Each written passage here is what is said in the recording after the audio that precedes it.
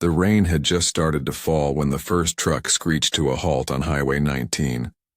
Through the sheets of rain, a barefoot boy stumbled out of the darkness, his face pale, his tiny hands shaking. The convoy behind the lead truck braked hard, tires hissing, headlights cutting through the storm. He couldn't have been more than 8. Mud streaked his legs, his voice breaking as he yelled, "Please help me. My mom won't wake up."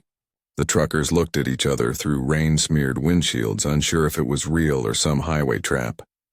But when the boy collapsed to his knees, sobbing and gasping for air, the lead driver jumped down from his cab. "What's your name, kid?" he asked, kneeling in the mud. "Eli," the boy whispered. "She won't wake up and the baby's crying, and I don't know what to do." His words came out in broken bursts, each one slicing through the roar of thunder.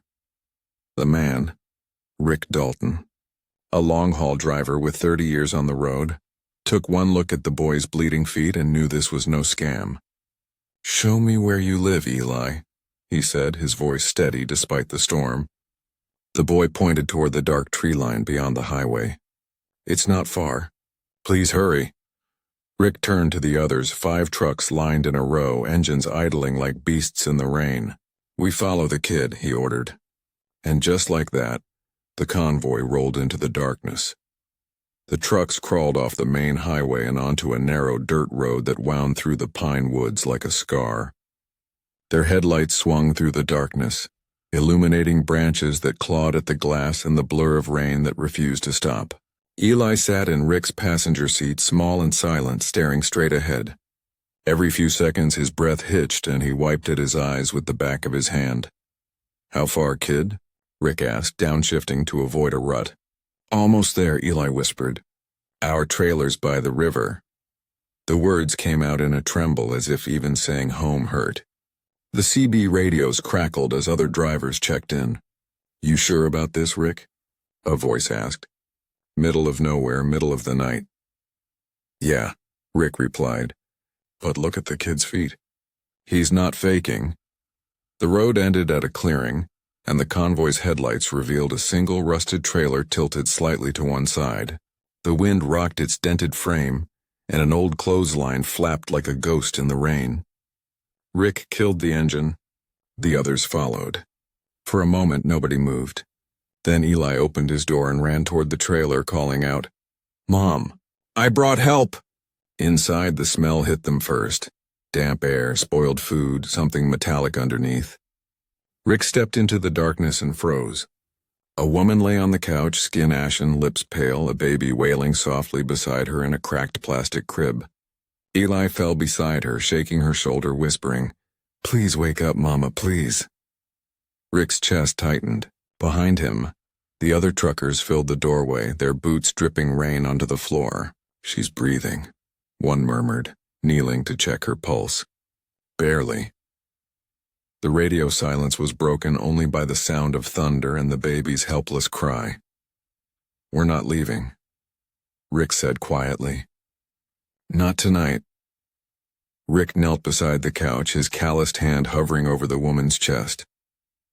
"She's burning up," he said, "and she's been out too long."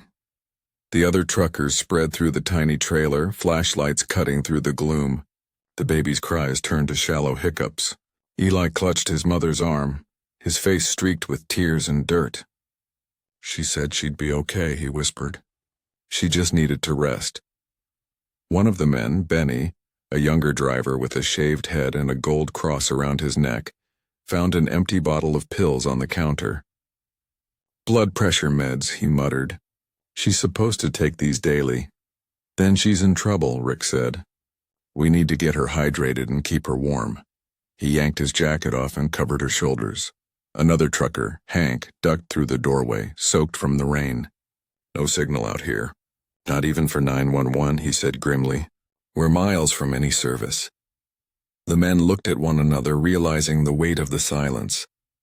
Rick exhaled slowly. "All right, we do this the old way." They worked like an emergency crew. Hank boiled water on a camping stove from his truck. Benny mixed sugar and salt to make a weak electrolyte drink. Eli held the cup as Rick lifted his mother's head, coaxing a few drops into her mouth. The baby, little Leah, was wrapped in a towel one of the truckers found, her cries fading as Benny's deep voice hummed a lullaby that didn't quite match the words. As the hours dragged on, the storm outside eased, but inside the air felt heavier. The woman's breathing steadied but stayed shallow. Rick sat on a stool, rubbing his hands over his face. "She's hanging on," he murmured. "But if we don't get her real help soon..." His voice trailed off. Eli looked up from the floor. "We don't have a phone. Daddy took it when he left." The words hit the room like a stone through glass. "He left?" Rick asked. "When?" 3 days ago. Said he was going to get food. But he never came back." Eli's voice broke and his shoulders shook. "We ran out of everything. I tried to feed Leah crackers, but she couldn't eat them. Then Mom got sick." Hank cursed under his breath. "Son of a..." Rick cut him off. "Not now." He looked at the boy. "You did the right thing, Eli. You came to get help." Benny moved to the window, peering into the black woods. "Rick, what if the dad comes back?" "This doesn't smell right. Could be drugs, debt, something bad." "Maybe," Rick said. "But that's not what matters right now." He stood, his voice steady but firm. "We get her through the night. Then we find a way to town at first light." The men nodded silently. The rain had stopped, but the storm wasn't over, not yet. As Rick looked around the ruined trailer, he couldn't shake the feeling that this wasn't the first time the world had forgotten this family. But tonight, he thought, they wouldn't be forgotten again. The morning crept in gray and cold, light seeping through the cracked blinds like reluctant mercy. The woman stirred, groaning faintly as her eyelids fluttered. Rick leaned over her. "Easy now," he said. "You're safe." She blinked, her voice rasping. "Eli?" The boy rushed to her side, tears spilling as she touched his cheek. "Mama's here," she whispered. "I'm sorry, baby." Rick's relief was short-lived. The crunch of tires on gravel snapped every head toward the window. Hank peered outside and cursed. "Old pickup. Coming fast." Rick stepped into the doorway, his jaw set. The truck skidded to a stop and a man stumbled out, tall, unshaven, eyes wild. He slammed the door and shouted, "Who the hell are you people?" Eli's breath hitched. "Dad." The man's gaze flicked from his son to the strangers filling his yard. "You got no right being here," he barked, storming up the steps. Rick met him halfway, broad shoulders blocking the door. "Your wife almost died," Rick said. "Your kids were starving." "That's none of your business," the man snarled, alcohol sour on his breath. "You don't come here playing hero, trucker." Benny stepped up beside Rick. "You left a woman and 2 kids with no food, no phone, no help. That makes it our business." The man's face twisted, rage flaring. "Move!" He shoved Rick hard, but Rick didn't budge. "Try that again," he warned quietly. The mother's weak voice carried from inside. "Darren, stop!" Her husband froze, startled. "You came back just to yell?" she asked, trembling. "We could have died." "You're making me look bad," he muttered, backing away. "I was coming home." Before anyone could speak, a horn blared from the road. A white van appeared. Dr. Patel, the local physician Hank had tracked down by CB radio. She stepped out, calm and deliberate. "Is this the woman?" she asked. Rick nodded. "She's stable but weak." Dr. Patel's eyes flicked to Darren. "And you are?" "Her husband." "Good," she said coolly. "Then you can stand outside while I save the wife you nearly buried." The truckers guided him aside, firm but restrained. Inside, Dr. Patel examined the woman, then turned to Rick. "She'll recover with fluids and proper medication. But she needs rest and peace." Outside, Darren fumed, pacing. "You can't keep me out of my own home," he shouted. "Watch me," Rick said, stepping closer. "You want to help? Sign the papers this doctor brought. Give your wife temporary custody, let her get back on her feet." Darren hesitated, sneering. "You think you're better than me? You're just truckers." Rick's eyes hardened. "Maybe, but we showed up." The man's defiance cracked. He grabbed the pen, scrawled his name, and tossed it back. "Fine, I'm done." He stormed to his truck and roared off down the road, leaving only the sound of gravel and shame. Inside, Eli hugged his mother, and the baby cooed softly. Rick stood at the doorway, drenched in exhaustion and relief. Benny whispered, "What now?"